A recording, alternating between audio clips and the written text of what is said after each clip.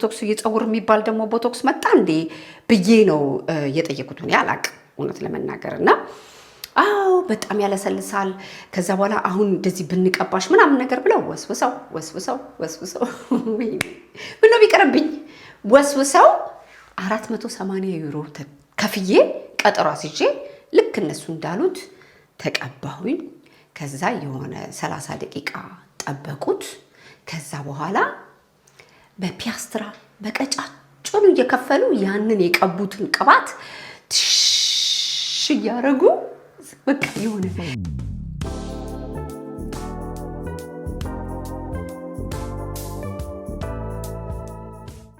ልቅም ተደርገው የተሰሩ የሸማኔ ጋቢዎች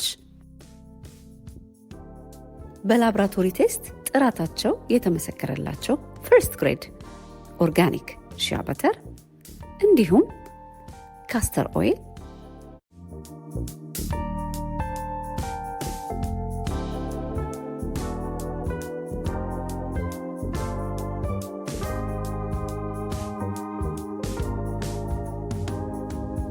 በተለያየ ሀገር ላላችሁ ገና ጥበብ ዌብሳይት ላይ ታገኙታላችሁ። ጥረስ ልጆችዬ እንዲከርማችሁልኛል። ዛሬ እኔም ያየ ይቀጣ ብዬ መጥቻለሁ። ፀጉሬ ልታጠብ እየገባሁ ፀጉሬ ሲያቀብጠኝ የዛሬ 6 ወር እስከ መጨረሻ ድረስ አዳምጡኝ ብቻ። እኔም ያየ ይቀጣ። እዚህ አጋጣሚ ቻናሌን ሰብስክራይብ ያላደረጋችሁ ሰብስክራይብ፣ ላይክ፣ ሼር እያደረጋችሁ እንድታበረታቱኝ አደራ እያልኩኝ ሲያቀብጠኝ ሰላም የነበረውን ፀጉሬን እንደውም በጣም ብዙዎቻችሁ ኮመንት ላይ ወይኔ ኤልሲ ፀጉርሽ ተመለሰ፣ ፀጉርሽ እየፋፋ መጣ፣ ብዛቱ መጣ፣ የድሮ ፀጉርሽ እየተመለሰ ነው ብላችሁ በጣም ብዙዎቻችሁ ኮመንት ላይ ጽፋችሁልኛል።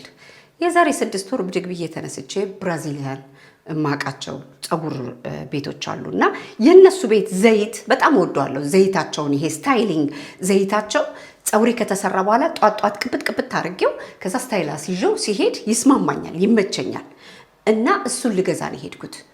ከዛ እነሱ ታውቃላችሁ ፀጉራቸው በጣም ነው የሚያምረው በተፈጥሮ በተለይ ነጮቹ ብራዚሊያኖች ፀጉራቸው በጣም ቆንጆ ነው።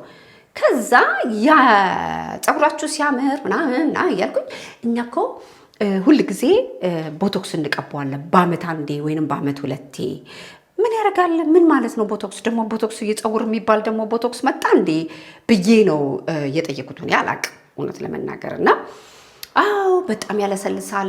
ከዛ በኋላ አሁን እንደዚህ ብንቀባሽ ምናምን ነገር ብለው ወስውሰው ምን ነው ቢቀርብኝ ወስውሰው 480 ዩሮ ከፍዬ ቀጠሮ አስይዤ ልክ እነሱ እንዳሉት ተቀባሁኝ። ከዛ የሆነ 30 ደቂቃ ጠበቁት። ከዛ በኋላ በፒያስትራ በቀጫጭኑ እየከፈሉ ያንን የቀቡትን ቅባት እያረጉ በቃ የሆነ እዚህ ጋር የነበረው እንዴት ብዬ እንደምላቸው አላውቅም። ላይክ ጉበቴ የኩላሊቴን ቦታ ያዘው፣ አንጀቴ ወደ ላይ ሲወጣ ላይክ ኧረ ባካችሁ ፀጉሬ ይበጣጠሳል። እኔ ፀጉሬ በዘለላ ወፍራም ስለሆነ ይሸውዳል፣ ቻይ ነው የሚመስለው። እውነት ለመናገር ፀጉሬ በጣም በቃ ቀለም ስላለው ፒያስትራ በብዛት ስለምጠቀም ከተሳሳትኩኝ ብጥስጥስ ነው የማደርገው እና ፀጉሬ አይችልም። ፀጉሬ እንዴ ይኸውልሽ የኔ ፀጉር ወገቤ ጋር እኮ ነው ያለው። እኔ እኮ በአመት አንዴ ኦልሞስት 6 ዓመቴ ስቀባ አንድ ቀን ፀጉሬ ተበጣጥሶ አያውቅም። እና በአመትሽ ነው የምትመጪው ታያለሽ፣ ታመሰግኝኛለሽ። አጥበሽው ስትሰሪው ወዲያውኑ ቆንጆ የሚሆንልሽ ታይም ሴቭ ያደርግልሻል ምናምን። እኔ በቃ በእውነት አንዳንዴ ልባችሁ የሚለውን ነገር ማዳመጥ አለባችሁ። እያወቅኩት እንደማይሆን እያወቅኩት ተሸወድኩኝ። እያወቅኩት የቀበጡ ዕለት ሞት አይገኝም። አንዳንዴ እንደዚህ አይነት ነገር አሻሽላለሁ ብላችሁ ስታደርጉ ጭራሽ እንደገና ፀጉራችሁን ሰላም የነበረውን ቆዳችሁን ብልሽትሽት ነው የምታደርጉት።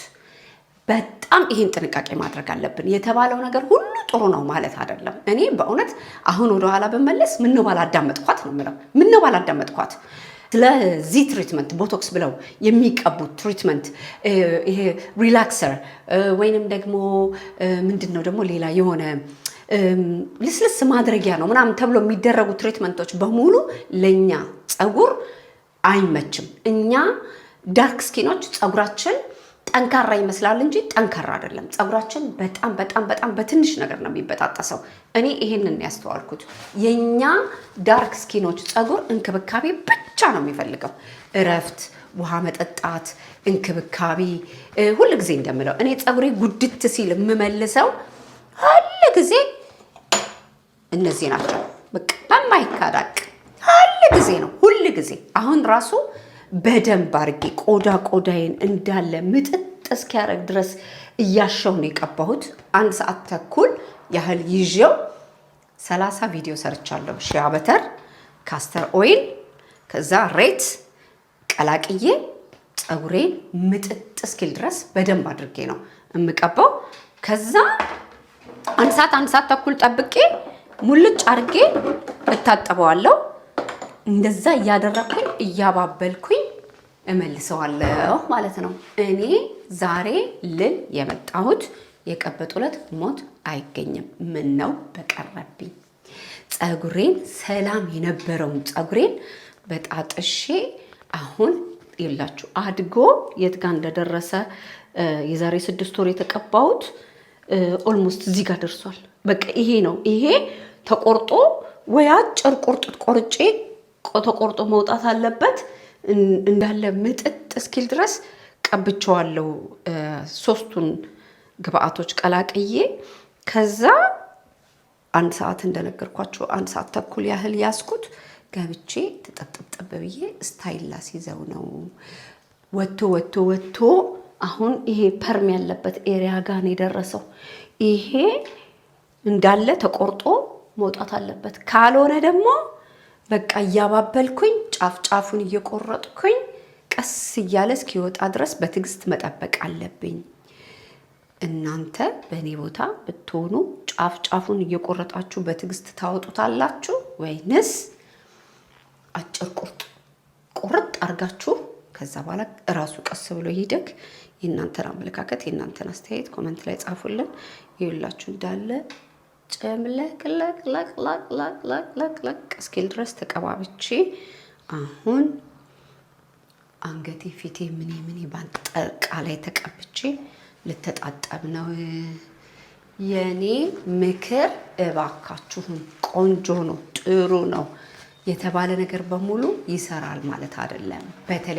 በተለይ እኛ ዳርክ ስኪኖች ቆዳችን ሌዘር ትሪትመንት በሉ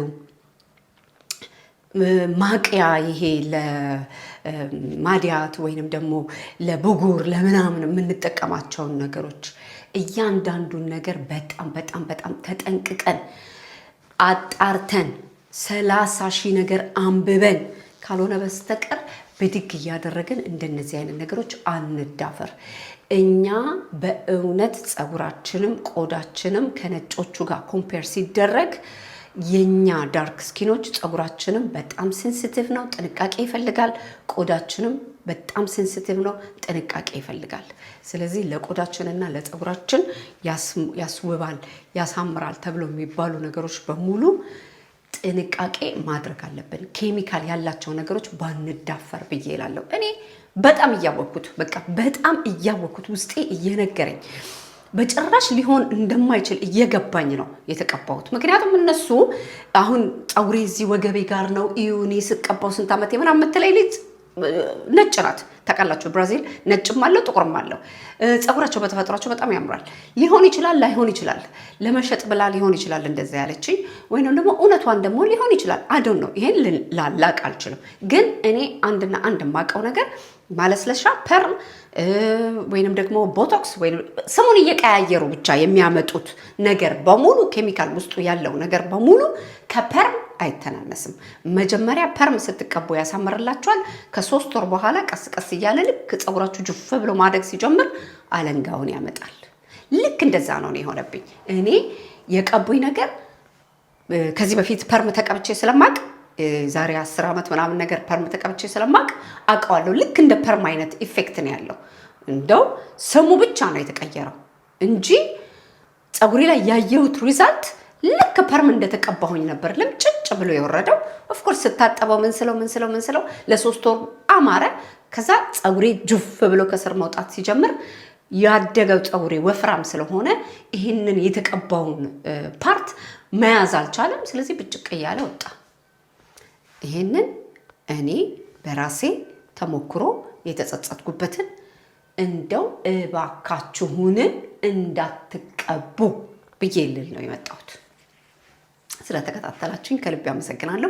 የእናንተን ገጠመኝ ቦቶክስ እያሉ የሚቀቡት ነገር ከፐርም ምን ይለየዋል? ጥንቅቅ አድርጋችሁ የምታውቁ ሰዎች ፕሊዝ ፕሊዝ ፕሊዝ ፕሊዝ ፕሊዝ በዚህ ጉዳይ ላይ የእናንተን ኮመንት ጻፉልን። ሁላችንም እያነበብን እኔም ጭምር እያነበብን እንድንጠነቀቅ ከእንደዚህ አይነት ነገር እንዳንዳፈር ፀጉራችንን እንዳናበላሽ በእውነት በጣም ይረዳናል እያልኩኝ በዚህ አጋጣሚ ቻናሌን ሰብስክራይብ ያላደረጋችሁ ሰብስክራይብ፣ ላይክ፣ ሼር እያደረጋችሁ እንድታበረታቱኝ አደራ እያልኩኝ በሚቀጥለው ኢትዮ ኤልሲ ላይፍ ስታይል ላይ ጠቃሚ በሆነ እያዝናና በሚያስተምር በተለያዩ ቪዲዮዎች እስከምንገናኝ ተባረኩልኝ። እኔም ገብቼ ልታጠብ